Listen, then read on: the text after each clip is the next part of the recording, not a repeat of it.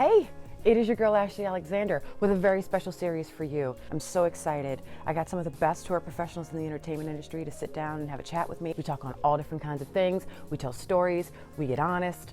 I'm excited that this has worked itself out. So here's a new episode. Check it out. Let me know what you think. Thank you. Afternoon, everybody. How you doing? Awesome. Hey, How you doing? Good. So I'll make it quick. Let's start introducing. I'm Ashley. I was a VIP rep for about 8 or 9 years, and I did that with Janet, Kanye, Chris Brown, and Slipknot. I eventually became a hospitality coordinator, and have done some tour management stuff as well. And I've been an artist for 13 years. I'm David 51 Norman. I'm a tour manager, production manager, and tour accountant. I've worked with everyone from Green Day to Prince, to Fall Out Boy to Robert Plant and Alison Krauss. Just finished up with Earth, Wind, and Fire in January, and that's my story. And where did we meet? Oh, I'm sorry. We met at the first annual Roadies of Color conference this past February. Yep. I'll go. Brandon Blackwell, front of house and monitor engineer. Just finished touring with Lizzo, A$AP Rocky last year. We met online. We've been friends for years, and then we finally met 3 years ago on the Bad Boys tour. Yeah, we've been friends ever since. Both Full Sail alone. I'm Brian Cross. Everyone knows me as Froggy, tour manager, production manager, audio. Christina Aguilera, Gwen Stefani, Britney Spears, Korn. I think that was the last one we crossed paths on was out on Korn when you were with Stone Sour. That is correct. Okay, my name is Victor Reed Sr., not to be confused with Junior. I'm a whole lot better looking than Junior. I'm a production manager. I've done tour managing. I try to stay away from that. Also do Venetian blinds. I do floors. You know, I'm not too proud to do other things. I've done this for about going on 42 years now. So I'm just doing it till I figure out what I'm gonna be when I grow up. I'm working on it. This is a good time. This quarantine isolation has really allowed me to reflect on some of these things. So I think I'm getting close. Okay. Fair enough. Some of the last artists I worked with, Mary, I did the A$AP Rocky, I did Kendrick Lamar, I did J. Cole, just whoever hired me, whoever I can put the smoke and mirrors over there, make them think I know what I'm doing, that will actually hire me. That's who I go with. So if I want to. All right. I love it. Hey, Jen. Oh, it's on now, Jennifer. You. Oh, I've missed you so much, Jen. It's so good to see you. You too, darling. My name is Jennifer Jacobs. I do wardrobe. I've been doing this for 30 years. And I'm only 25. Ain't that amazing? Okay. So I don't know how that works, but it does. And Ashley and I met on Janet Jackson's Unbreakable tour. I had to think which one. It was Unbreakable. Mm-hmm. She said she was one of my first bus mates. Yeah. I know the etiquette to shopping on a day off because of her. I know my way around Japan because of her in most of these cities. So I'm really glad that you're here, Jen. Cool. Kevin Brown, audio engineer. Let's see, the last tour was Chris Brown last fall, and Jill Scott at the top of this year was doing monitors there. Met Ashley 2 years ago on Chris Brown, Heartbreak on the Full Moon. My name's Aaron Tucker. I am an audio tech for a company out of Cleveland, and done a bunch of hip hop, Queens of Stone Age, Chris Brown, Bad Boys, a lot of festivals. I met Ashley on the Chris Brown tour a couple years ago, and that's it. James Hardy Martin, audio engineer, Pro Tools, Firestarter. Actually, it's kind of cool. I've toured everybody in here. at one point or another, which is Oh, that's awesome. yeah, that's kind of wild. Um, Met Ashley formally on Zoom last Friday, I think it was. Yeah. But obviously we've probably crossed paths a couple of times. Get into it. First and foremost, how is everyone doing mentally and spiritually in this time? I'm doing fine. I'm meditating more, doing more yoga, walking my dogs more, riding the bike more, playing drums more, trying to keep my head from, delving into that self-doubt and that depression. And I've been taking some online courses. I've been taking a course at Yale University on accounting, just try to sharpen my accounting skills. But I have just been trying to check on other people and doing other webinars just to make sure all of our friends and family are doing okay. So it's really good to see all of you guys because I haven't seen Victor and James since February. Well, I'm glad that I could help you catch up. Thanks, Ashley. Absolutely. I've been well. Being home. This has been really good though, actually. I mean, in terms of being able to be home and do some of those things that you don't get a chance to do. It seems like within the 12-month period, I've been blessed enough to work at least 10 of those months for the last 3-4 years. So to have this has been like, it's kind of been cool. Not great on the purse, but it's been cool. From a spiritual standpoint, I'm still great because I always, read my daily devotion with some things that I have to do just to keep me in a good space and with good energy. I have been taking some online classes, some Vectorworks classes that they've been offering for free, which was been good, which has got me inspired to go ahead and redraw the house here so I can do an addition. So I just did the house, so now I'm just in a process of getting ready to apply some creativity in building a house, which is new because I haven't, I haven't did that since I was a kid. So this is kind of cool, but it's been good though. This is good. You know what? And it's a trip because we reach out to people now, especially now we have a tendency to reach out to people a little bit more. I mean, I went through my texts today and just like reached out to a few people, just sending some light and love and saying, hey, what's happening? Good vibes. Hope you guys are well. My thing is be safe and sanitized. So if everybody's safe and sanitized, it's a good feeling. But all is well here though. And this is good. And Ashley, I met you through KB. I didn't say that, but KB introduced me to you, and that's been almost a year and a half, couple of years ago, I think. Yeah, so. You guys were in DC for J. Cole. In DC, yep, sure was. Yep. Yeah, all is well out here. Went out to the Wyoming house, just kind of get away from LA for a little bit, and just been checking on all my crew, all my dancers, all my band. Sending my morning memes to everyone, and getting that meme game on strong, keeping everyone laughing and staying positive, and just letting people know they're not forgotten about, and trying to stay up on news, grant programs, all the financial side, and constantly updating my crews and all my touring people of new programs I stumble across, and just try and put some positivity out that way, and keep moving forward one day at a time, and help and share that with others. Nice, right on. Well, one thing that's kind of been the trend, as I've heard, is a lot of us are taking advantage of the webinars and the courses and the free access to courses. Me personally, I'm looking at the Harvard course on contract law, just to have a better understanding of that in general. But from it, my next question would be, are you preparing your skills?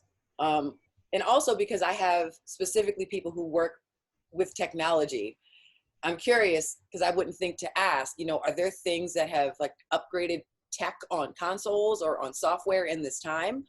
You know what I mean? Like I would imagine this is a time for companies to release new versions of things because you would have time to get to know it. Does that make sense? I haven't really seen new versions of things come out. Digico dropped a console before this happened, or was in the process of dropping one. But since then, it seems a lot of companies are just doing webinars. Hey, here's the console, these are features, so that way when we get through this, you're abreast on what the console can do, or even older software such as Smart, which a lot of audio engineers use. There have been RF seminars that have been happening.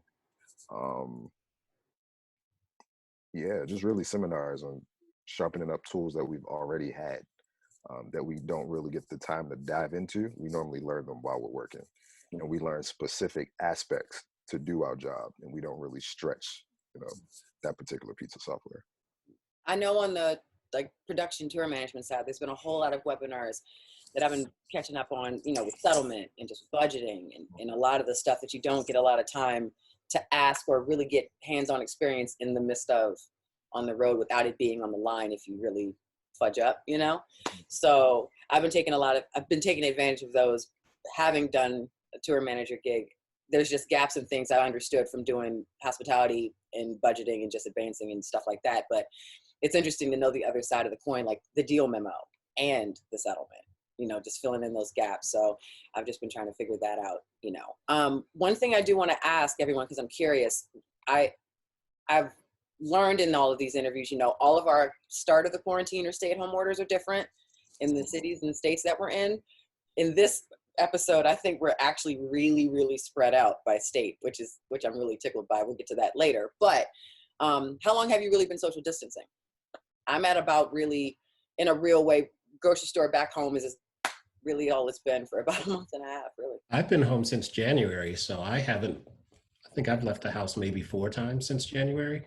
Ooh. I mean, like in the car, other Right. than going for walks and stuff. But I went for a car ride just to ride around the city because, I'm going stir crazy just being in the house. So that's been about it for me. I came out to the Wyoming house about 7 weeks ago, and we're one of few states with, no stay-at-home orders or anything like that. It's business as usual here. Businesses are open here.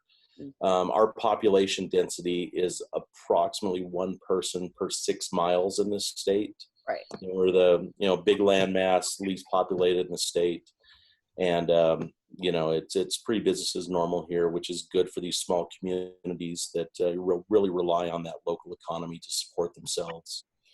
And it's definitely been a healthy side of it to come out this way. Friends in LA, definitely the other side of the coin. Yeah. Where it's locked down. Oh, a while. First, because I live alone, and B, when this first started, for me, I ended up with 7 members that went into the hospital, COVID-19 and severe pneumonia. My mother and my sister both they were the first 2, and they live in Chicago, and they had COVID-19 and severe pneumonia. So they were the first 2, and then 2 cousins ended up coming down with it days after them, and then 3 uncles of mine. I had 7 people that had it, and one of my uncles passed away from it. He had it for 3 days, and he passed away. Thank God my mother and my sister and all my other cousins and everybody, they're on the mend. Great. We're hoping that it stays like that, but yeah, we lost 1 out of 7. So yeah. Yeah, I'd obviously been catching up as best as I can on social media. You've been in my thoughts, in so much of what's been going on. Thank you for sharing that, because, there's a lot of people that are going through this and that aspect of it. And the struggle's real. I mean, people don't want to believe that it's but 7 people. I mean, our whole entire family is like, what? How did 7? We've been through a lot of stuff in our family, but 7 people, and all of them too have gotten it in 7 different ways. Although my sister was with my mother, she had flown in from Kansas to be there for spring break, but the doctor said that my sister did not get it from my mother. He said she couldn't have. My sister had to have gotten it before she left Kansas because she has lung damage. Okay. So she had to have had it when she got there. Got it. And my mother had been sick in the hospital, and then she had to go to rehab. They said that my mother got it from the nursing home that she was in rehab with. So by the time she left rehab, she had gotten it. But by the time she had caught it at the nursing home, but that she was not contagious by the time she went home. She just Okay. had pneumonia at that point. So they didn't even get it from each other, but ended up getting admitted the same day. My sister taking my mother, because my mother was, pretty bad off. And then they said to her, well, you don't look so good yourself. And she's got asthma. So they were like, okay, well, let's examine you. And they were like, you got pneumonia. Need to put you in too. So they put them in and isolated them, right away.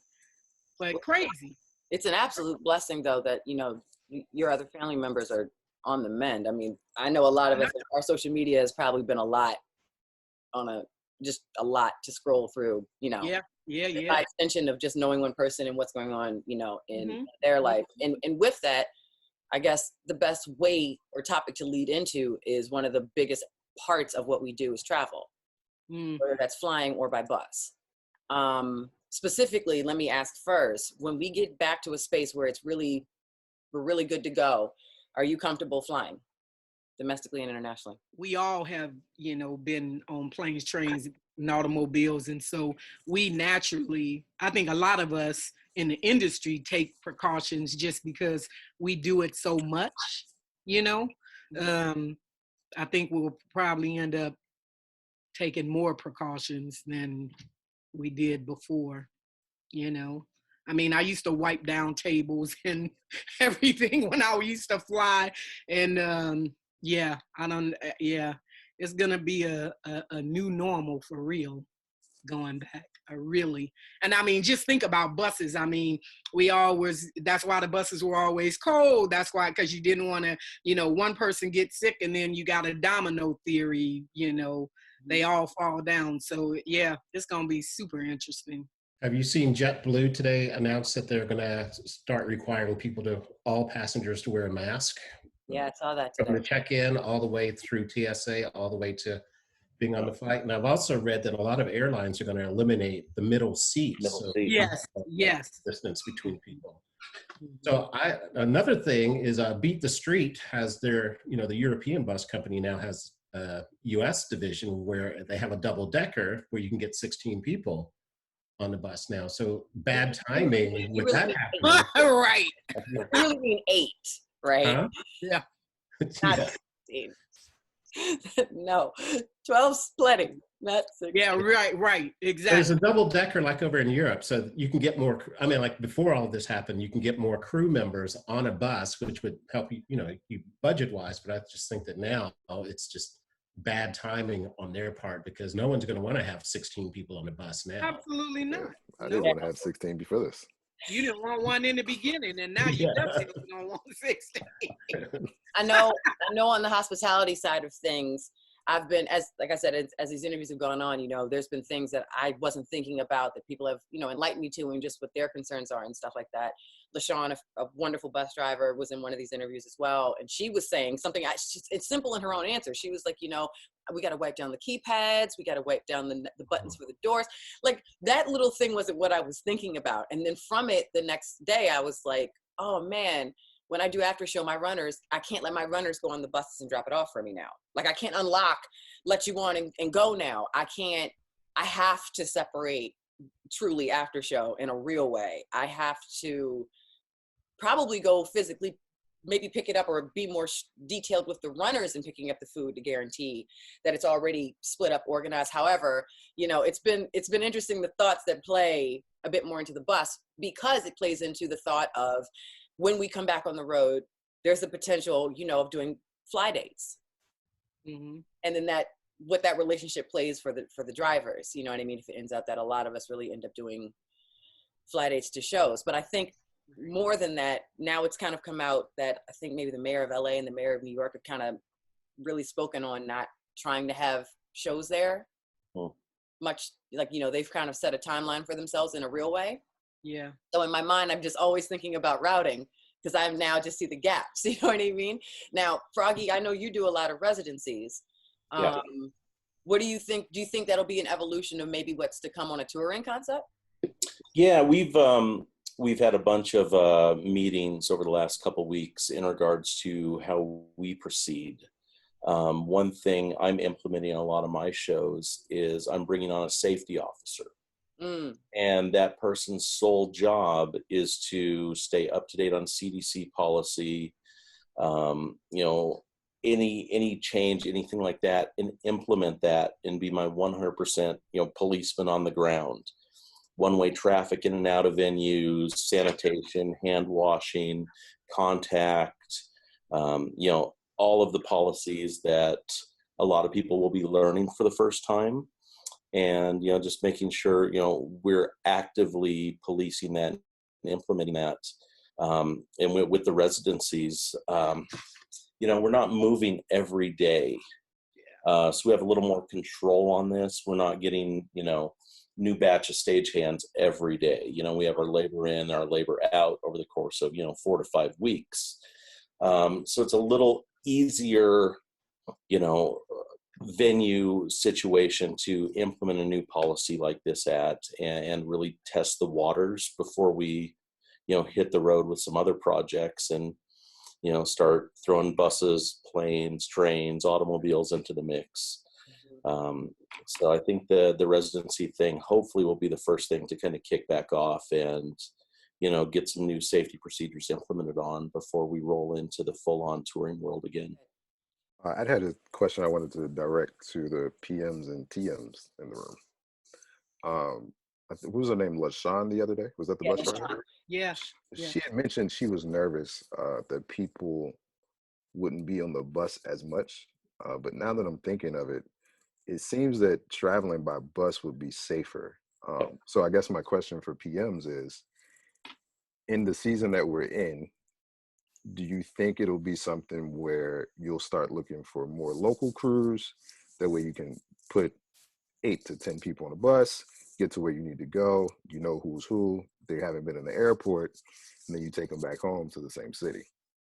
I see what you're saying, KB. I don't know if that would be the most ideal approach, because, you know, familiarity, when we work with our team, you know, we like having our team. Now, are you speaking of getting local crew from Los Angeles and starting and coming back? I don't know. I mean, because if I'm looking for a KB, you're not in Los Angeles. Right. If I want KB to be part of the team, because I like to, in most production managers like to have a team that they're familiar with, so they don't have to second guess whether or not this new cat is going to follow through. Now, not everyone. I mean, James Hardy Martin is in Atlanta. 5-1 is in. I mean, you know, everybody's everywhere. You know, so I don't know if that's going to play a role, but I do think we definitely have to think about the amount of people that are on the bus nowadays. I mean, 12 people on the bus, 10 people on the bus. I mean, I like 8, 9 people at the most is really what I like. But now we might have to break that down to like 8 people. You know, some to make it a little bit. It's got to be a little different. It's going to be a little different. It's got to be. Now, what is it going to be? I don't know yet. I think time will tell. And it's moving pretty quickly in terms of where we're going. It's not clear. The smoke hasn't totally cleared. Right. But you know, I think the initial fire has subsided to the point to where we can see the horizon. We just don't know what the hell it is. You know what I'm saying? I don't want to use the phrase that it's a light at the end of the tunnel, because we know that's always a train. So I don't want to use that. But we can't see the horizon. There's something over there. We're not clear as to what it is. But we'll all be part of the development of what this new normal is going to be for our industry, for damn sure. You know? But I agree, for continuity's sake, you know, people have their crews. And more than anything else, that's a lot of how we sustain our work, is based around, you know, the good impression that we make and the good impression that they take. Yeah. So, you know, as this goes further along, you know, I also have to acknowledge, you know, I'm used to also seeing everybody in such a higher, intense, stressed environment. And not a lot of the time we're in a service-based industry, and we're based around being problem solvers, quite frankly. That's the universal thing we all pretty much have in common. Our department is different. And what I've realized early on, in honesty, is when it was turning into, there wasn't a lot of relief funds yet. There wasn't a lot of resources known yet, or there wasn't a lot of access to things yet. it was a weird feeling realizing every day you do something of service and then realizing there was no service back for you. The example I like to use is like the state listed resources. I was always touched when someone would send it to me because that meant that you thought of me and were making sure that I was okay. But if you looked at my state, it was empty. You know what I mean? So in a lot of ways, even if in the sake of travel and just working and stuff, you know, if you're not in one of the hotspot cities, this is kind of a different relationship and trying to make sure that you are safe and you're taken care of in those things. So I was just curious what everyone felt or how everyone feels about, you know, trying to gain resources, the hunt for resources, and being a part of service and not really being able to give service right now. I'm having a hard time with that. I like people. I like helping people, you know. Well, I like being social. You know, I always, outside of being on tour, because I like doing what I do, is just about seeing a bunch of different people and having fun, and traveling with them. You know, not many people can say, oh yeah, in the last 2 months I've been to 20 cities with all of my friends and we've just had fun. But you know, Aaron and I, we just had a ball. He's a great dancer. Great dancer. Great dancer. But you know, you missed that part.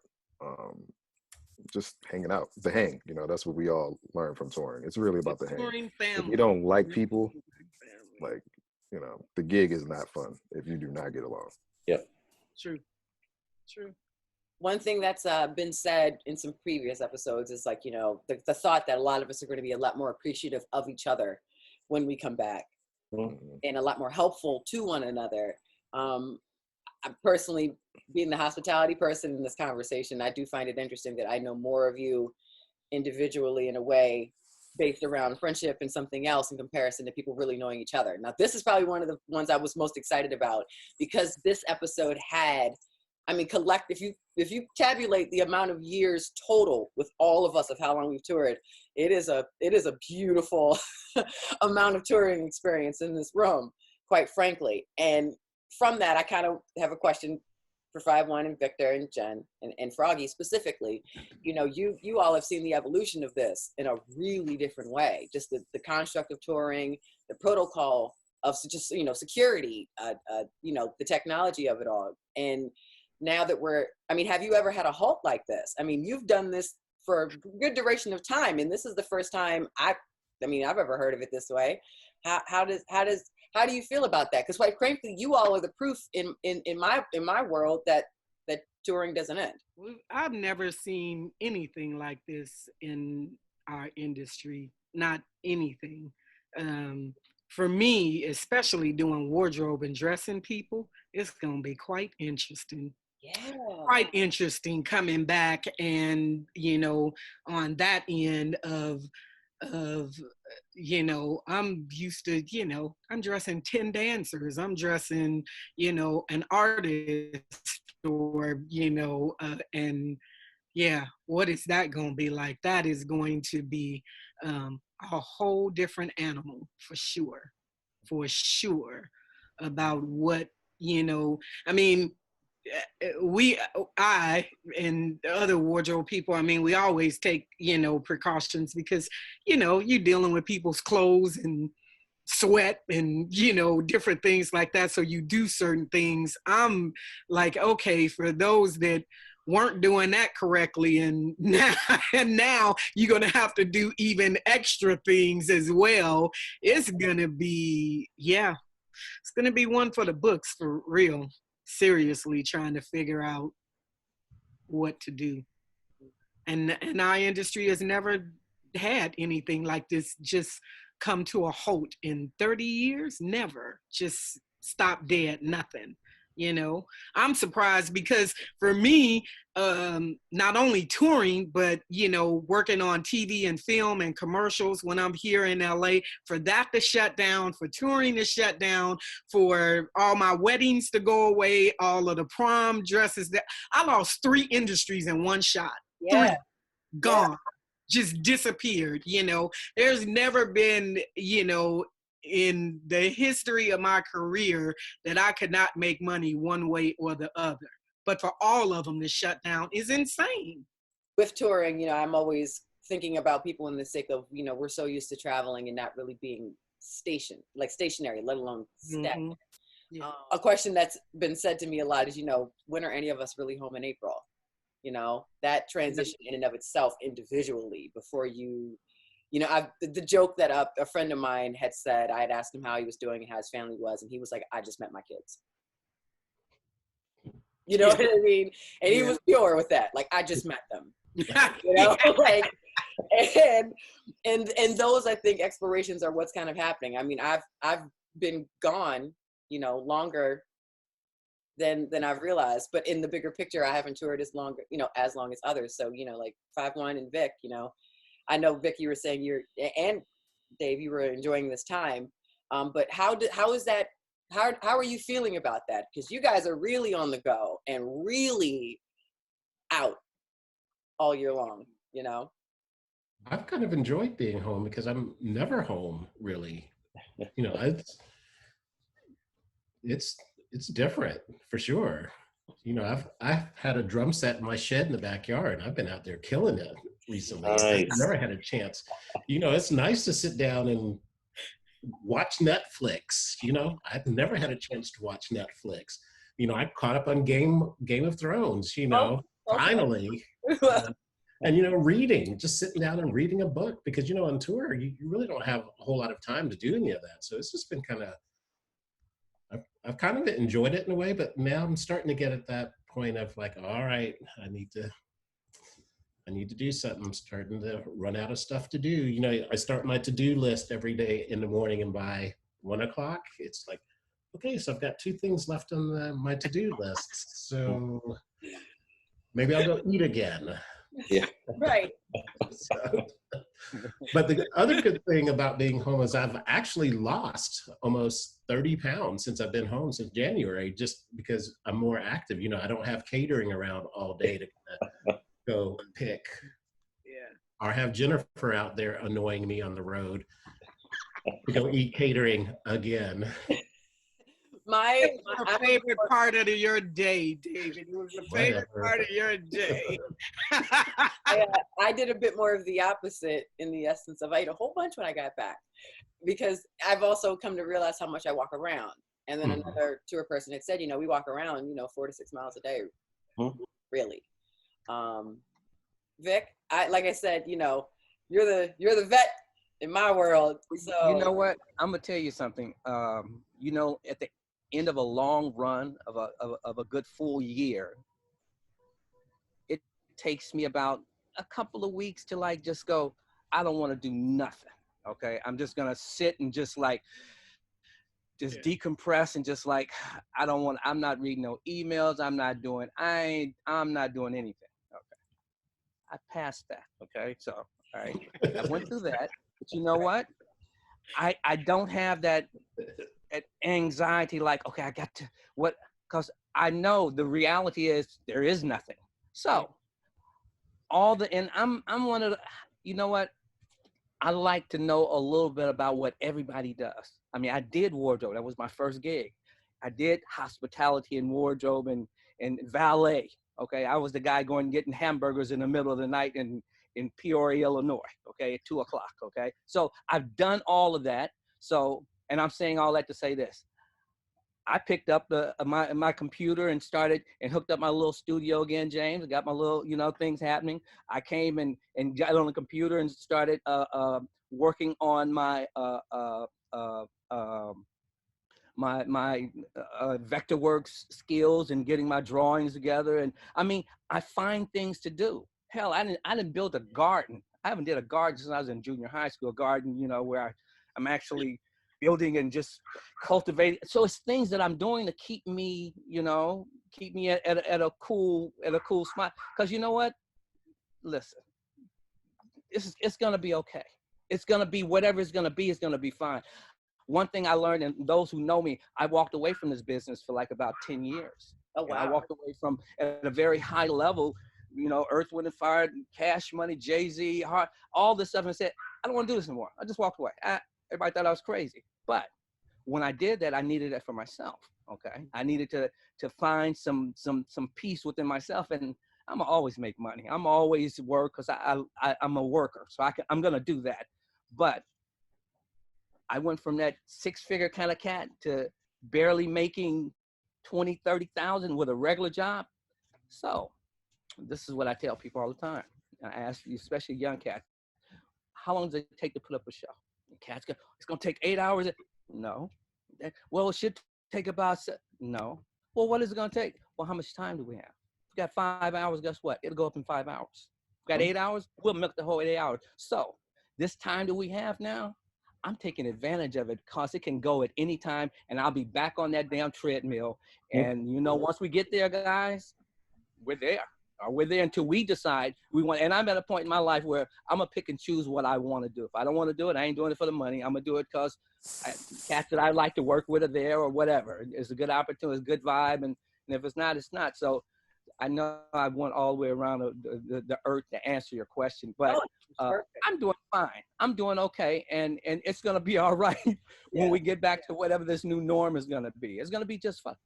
I just have confidence in that. I mean, I have a thing, you know, faith over fear. I have the faith that we're going to be fine, and I'm not going to let fear override that faith. So I think I'm good, you know. I'm waiting for my garden to grow. I just did it 4 days ago. I don't see not one damn thing perking up from the ground. So I've been cutting asparagus. Everything's gonna grow, and then you're gonna be back to work. I know. It's all gonna bloom and grow, and then it's all gonna rot because you're gonna be like, okay, I'm out.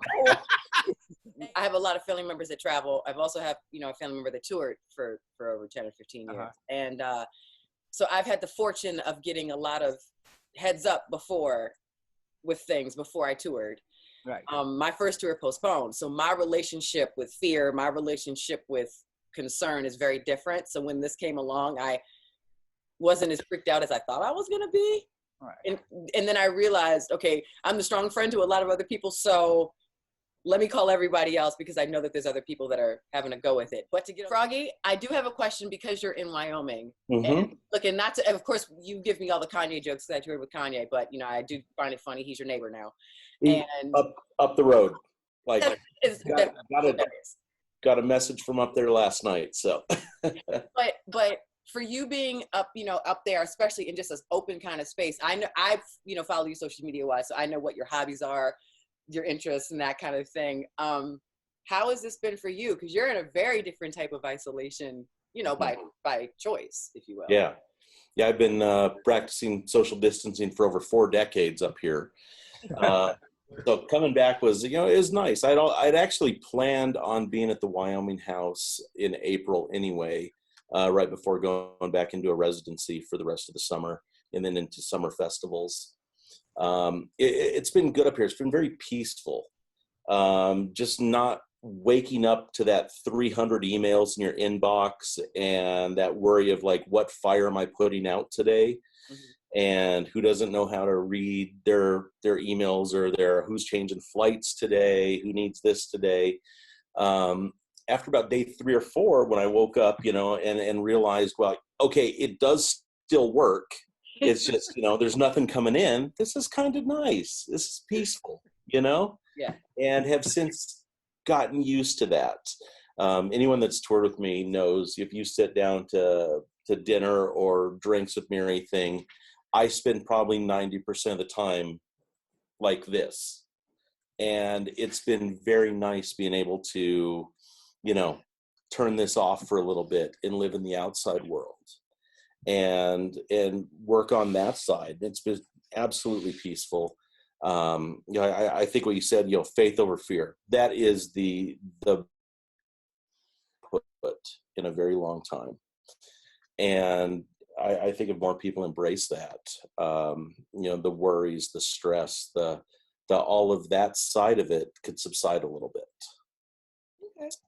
Now, and you know, being out here, one of my passions. I'm a professional shooter. Yeah, you are. Long range shooting instructor. So I've spent basically every day over the last 7 weeks at the range. And it's been good, you know, honing that side of the craft again. So it's, you know, just embracing the little bits of peace we have, you know, the no phones, the no emails, the no any of that side, and working on the peaceful side of it. Right on. I would be lying if I sat here and didn't say on your Facebook, I very much want to go and shoot whatever those big guns are. Anytime. I don't know what my relationship is on the gun enthusiasm. As I've gotten older, I've learned things and like the laws of things. Somebody say guns? Oh yes. I've learned the laws of things. I've had a better understanding. I've also had some occurrences happen on tour that I found really, really shocking and a bit jarring. Not that I can travel on the road with anything, but at least in the sake of my own understandings of cities, I've learned things in my travels. And one of the things that I've learned through touring is that I secretly envy on days off when people go like my good friend Yeti will rent a motorcycle and ride around San Diego, or there's other friends that go to the range and that's what they do on the day off. I'm like a sushi bookstore, maybe a good donut, kind of person. Now, even with you talking about being on the range a whole lot, that kind of gets me to time management. And I know James had said, in an episode before, just kind of all the things he does is outside of, doing a Pro Tools kind of tech. So how are you managing, because we had talked before and you were like, you were doing webinars and you were, your family, and how are you managing all of that? Well, I get up early. That's the first thing. I think anybody with kids or married with kids does pretty much the same. I was talking to my neighbor the other day. He does the same thing. It's like I get up, no later than 7. I mean, it's gradually gotten later because it used to be 4:30 because the gym opens at 5. But once the gym closed, it was like, okay, I can sleep for like 6. And then like depending on what time I go to bed at 7. So, but I get up a couple hours early because Olivia, she'll be 3 tomorrow. She's up 8 o'clock. Like clockwork, maybe 8:15, yelling at the top of the stairs, "Daddy, I'm awake." So it's like whatever I'm doing is done. Like right now, she's supposed to be laying down for a nap. I can hear her in there jumping off the bed. So that's how I get my afternoon breather, and then in the evening I try to go running just so I can get out the house for 45 minutes or so. Spend 30 of them in the garage before I actually go. And then my wife's pregnant, so she goes to bed no later than 9:30. So then I get the night hour or two. So it kind of breaks it up because then during the day I got the teenager and I'm trying to make sure she's on some type of school schedule instead of it being a long summer vacation. So it's definitely a full day, and it's literally like 5-1 said. It's like I just have a schedule, and I think that's the other thing to get us through this longevity of a break, because if you're just free reigning every day, the time's gonna take forever. Yeah, forever.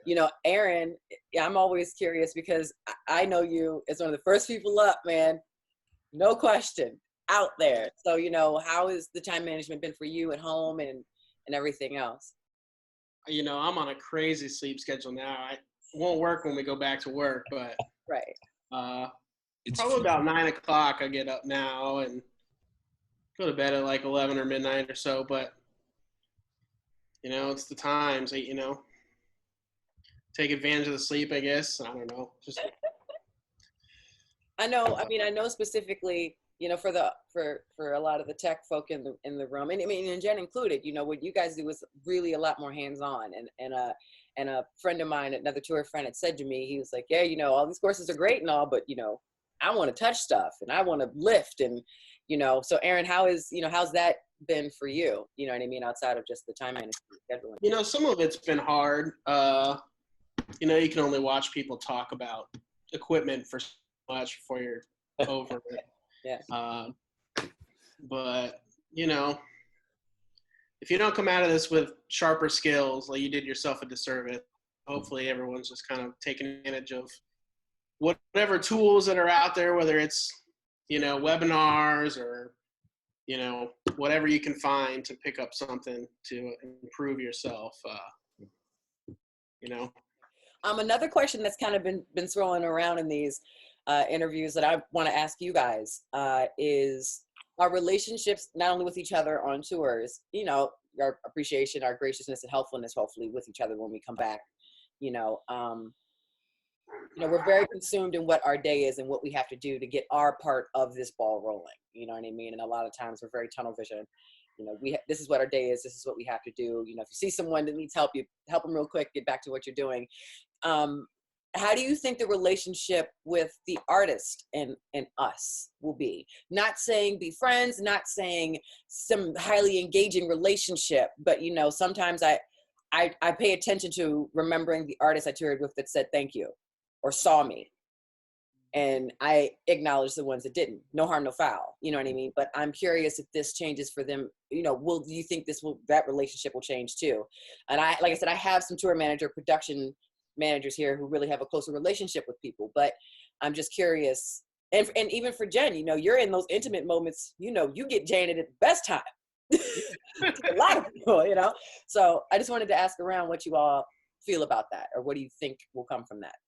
Even with me being so close to them and it being intimate, because literally I'm seeing them, you know, stripped down, so it's very intimate. So it'll be interesting, because I wonder if the ones that weren't very not friendly, but you know, like you said, no harm, no foul, that were distant to begin with, like you just doing the job, you do your job, it's very professional, there isn't any is just you doing your job and they doing theirs, and that's it. And then it's the other ones that you're very familiar with each other and friendly and all of that. I kind of feel like they would be the same. It'll be interesting to see the ones that were maybe not so friendly. It'll be interesting to see how they are when they come back. It'll be real interesting to see, you know. Yeah. I definitely thought about that, not only from like a personality standpoint, because I think at most of us at our age, once you are who you are, and then, you know, whatever things happen in life, they just enhance those features, whatever can come out more.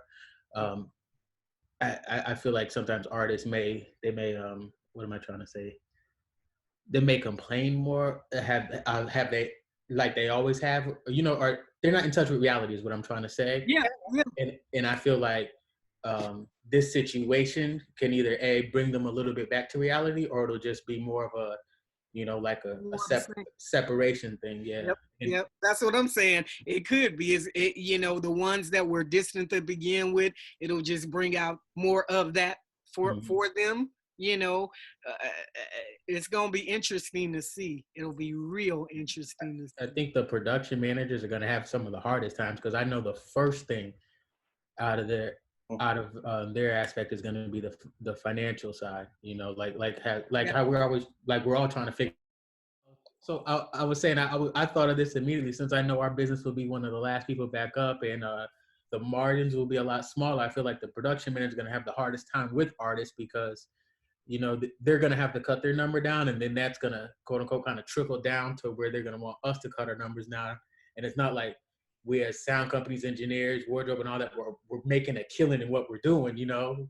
Yeah. So it'll definitely be a different time. And hopefully y'all will be able to like hold y'all's foot down and we all don't get fired. How do you feel about that, you guys? Like Froggy, Fab One? I already, with a couple of my clients, kind of preempted some of that. Just like, hey guys, it's gonna be a different set of numbers we're looking at when we do come back. Yeah. And just so when we do flip the light switch back on, we're not just starting the conversation. Mm-hmm. So every webinar, every Zoom meeting that I've been in with, you know, numerous production and tour managers, and we've been talking new policies, procedures, all of that.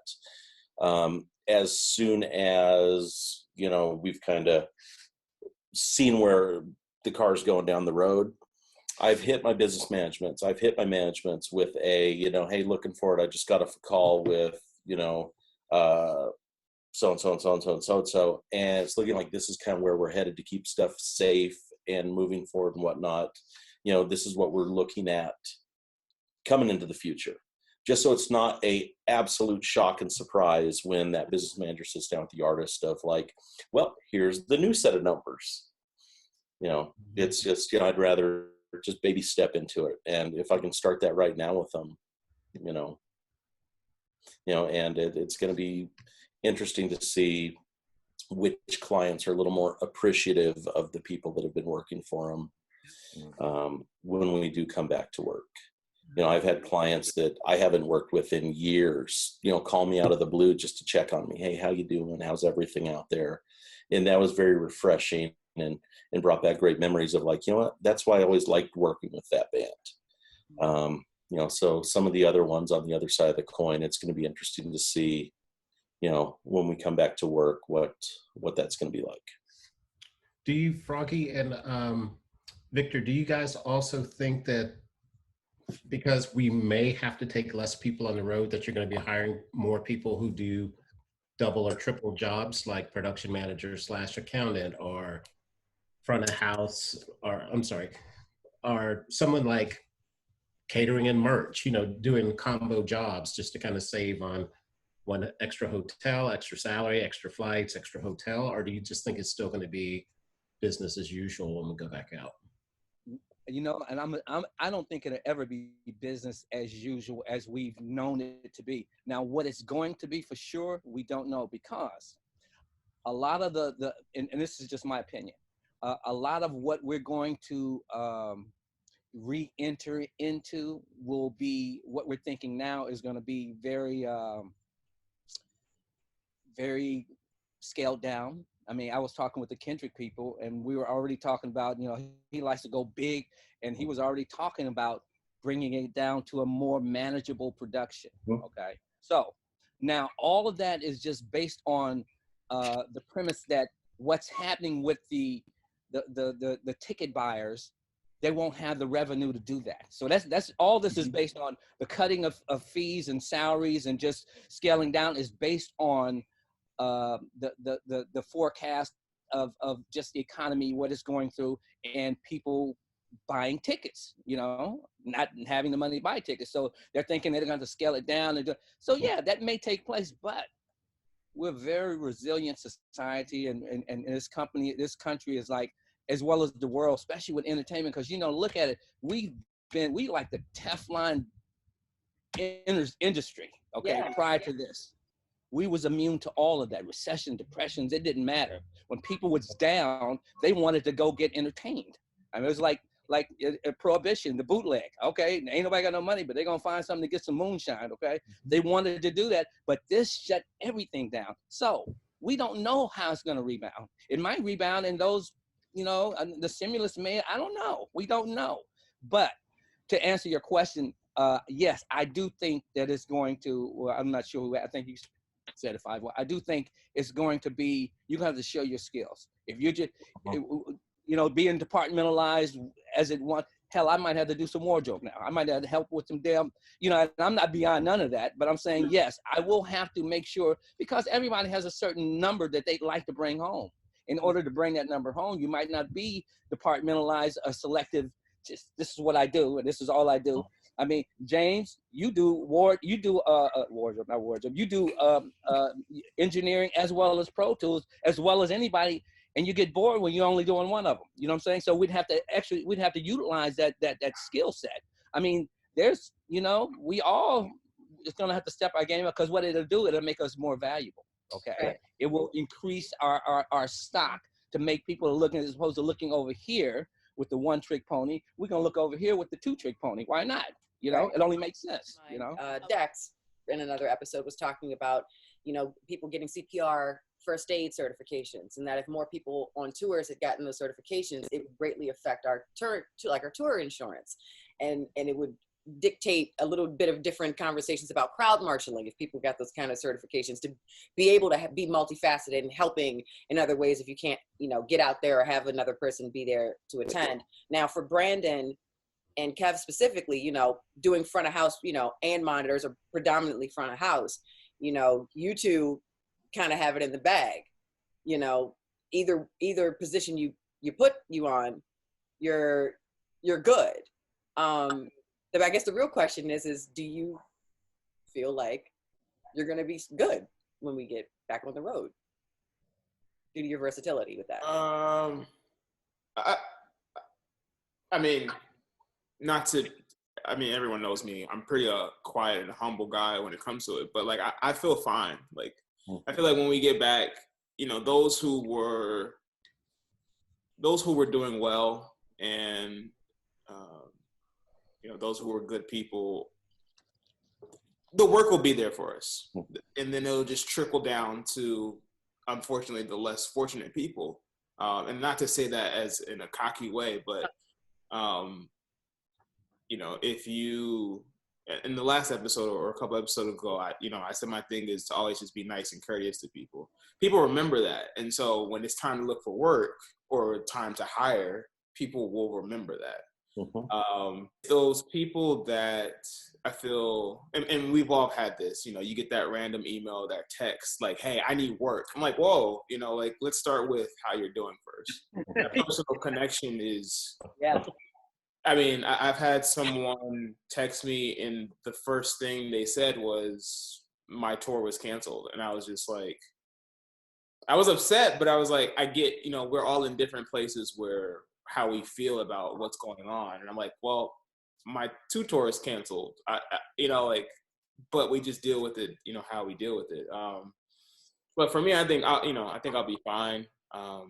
If I have to pick up some gigs as a PM front of house, PM monitors, like, to get like Vic said, get the number that I want, that just means I have to do more work. I mean, it is what it is,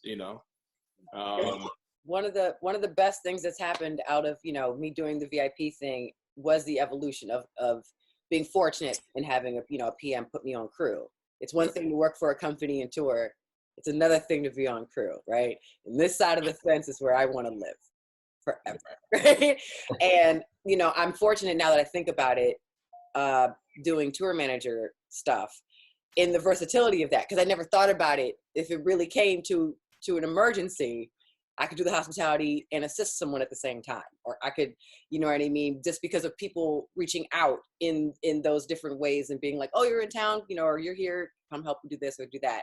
I do like to bring up that now we're in a space where some cities are doing making some wild decisions while the rest of us are at stay at home. And I know it's easy to know that everyone is staying at home, and it's conflicting to see on the news tons of people somewhere. I mean, now, like I said, we're at the space now where, the Las Vegas mayor has made her statements of placebo jargon, and the Florida beaches are open, and no shade, James, Georgia's letting it open, letting it out, no shade, 5-1. But, how do you all feel about where we're at now? Because when I started this, these interviews a couple of weeks ago, this was not where we were. And now it's really evolved into being like, how do you feel about it? They're bringing up second wave talk. That's just the way that these things go, no matter what. I know that I'm always thinking about it. Like, people keep thinking, wait, the next wave is winter. To me, it's really summer. And that sense of connectivity, this would be the time that we're in sheds, and we're, amphitheaters, and we're out, and we're really walking around and really, a part of things. I just, I'm just curious how you feel about what's gone on now with these decisions that have been made, quite frankly. I think it's starting to come out of, someone said this in one of the other episodes. People are starting to question how we're opening, but you have to look at the flip side of that. A lot of our society lives paycheck to paycheck. So to start asking, it's already a great feat to ask people to stay home for 2 weeks.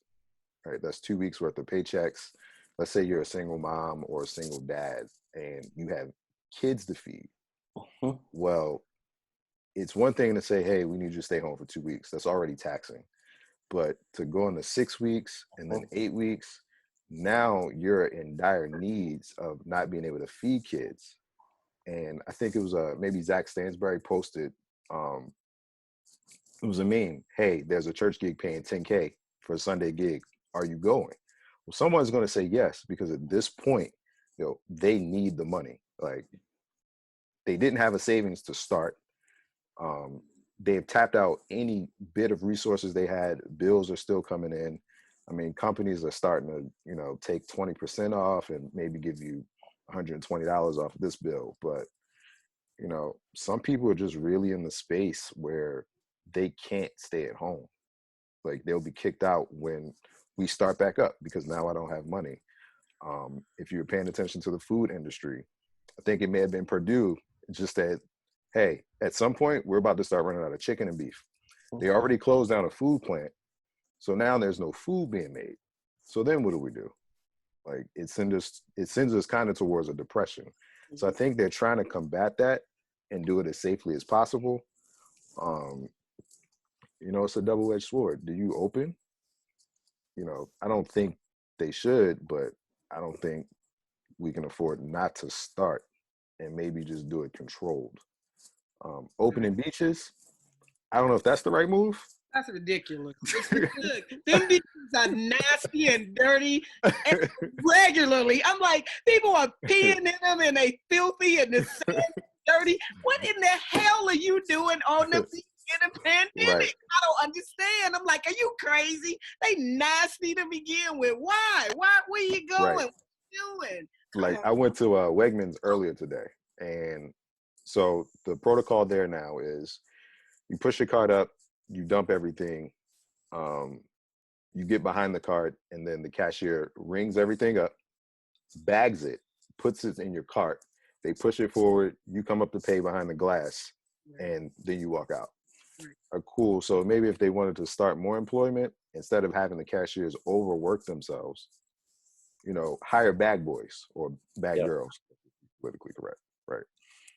So it just opens up another stream of jobs. At least people are making money, controllably. You know what I mean? Thing that's come out too recently in the news, at least in Maryland, is that one of the neighboring counties that I believe has a high concentration of elderly citizens has brought up scheduling out the grocery store. And I'll give that as an example. I have a really good friend who tours, who is in this quarantine at the stay-at-home in Sri Lanka. And that's where he's been through this, enjoying himself. And I asked how he was doing, and he said, you know, obviously culturally it's completely different than the States, but one thing they've done to manage is they've made the grocery store scheduled out for each kind of nook or borough in the main city.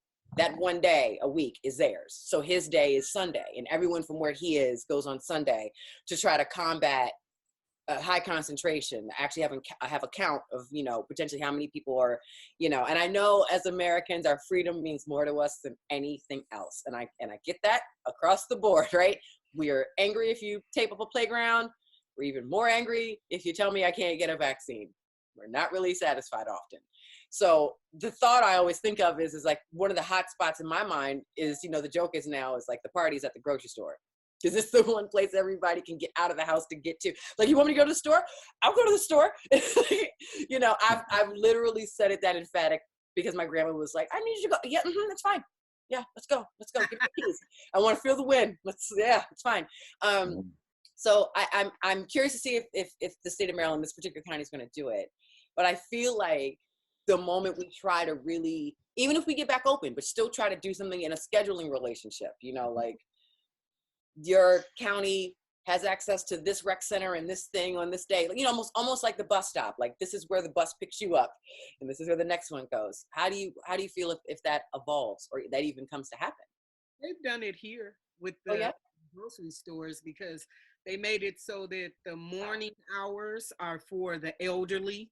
And so the elderly comes in and they grocery shop, and people who may have to come and shop for the elderly as well. You know, you can come in the morning hours, and then everybody else, you know, you come after that point, which is fine. I mean, I found that, you know, going to various grocery stores here, it's actually been really good. And they like he was saying, they have the social distancing thing where they got lines on the floor. You stay right here, and then the next one moves up, and, you know, they're, you know, either some of them, they're bagging the groceries, or, you know, they just put them in a cart and you have to go off to the side and bag them or do whatever you do.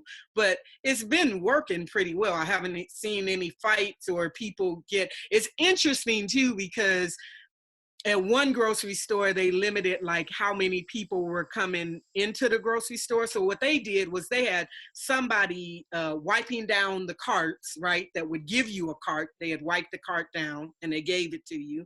And then somebody, the girl that was at the door, so for like every 2 people that came out of the grocery store, they would send 1 person in.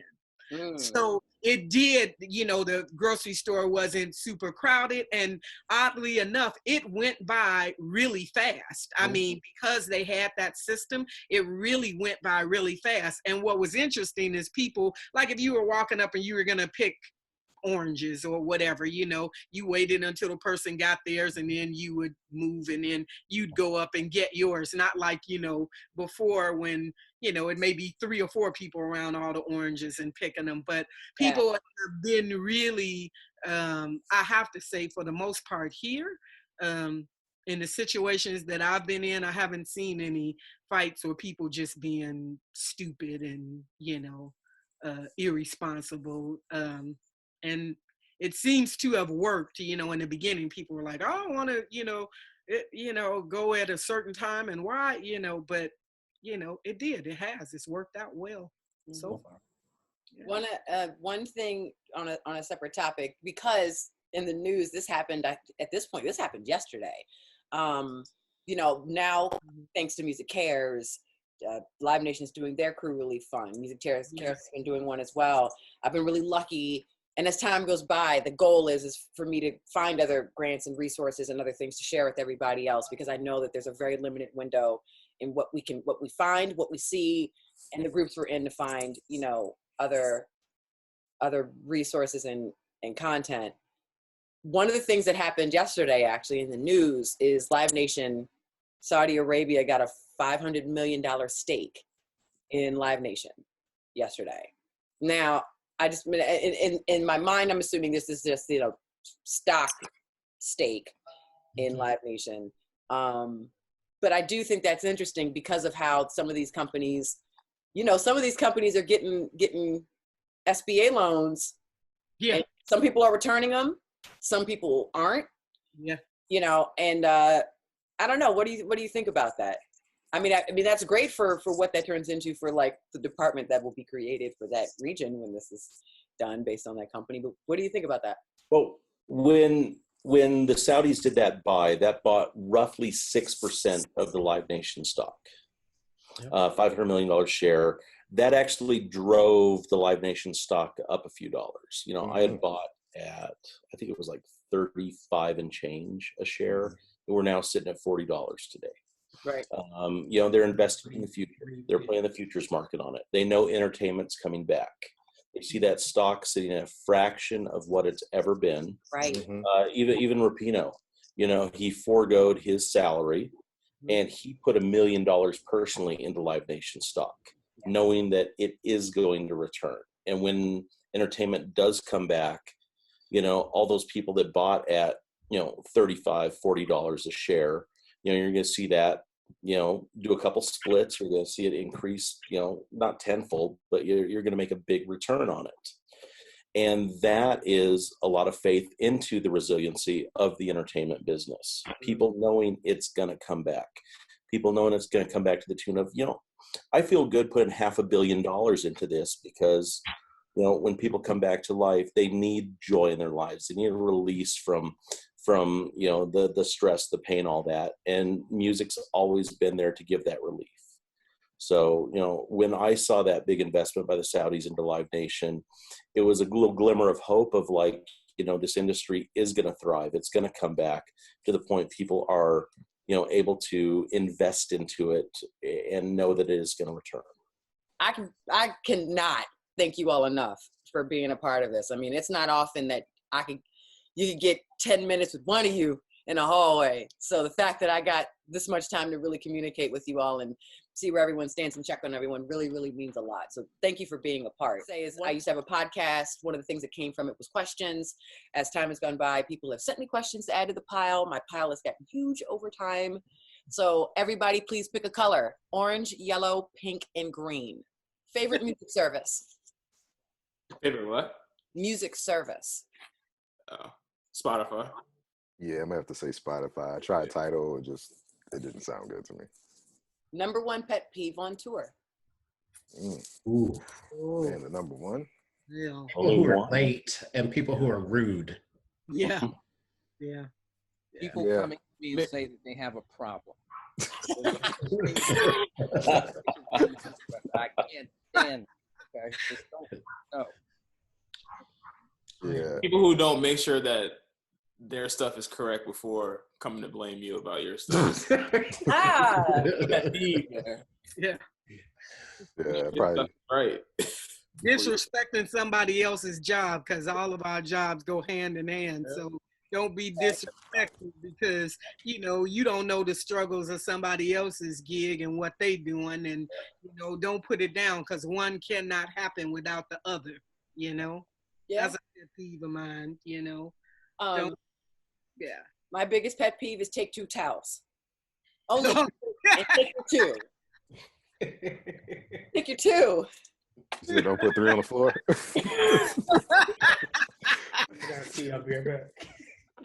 After a while, I'm gonna start checking for shower shoes because I've turned really persnickety about towels. I never thought that would be a part of my life. I definitely took a towel out of your pile once, and you gotta let me have it.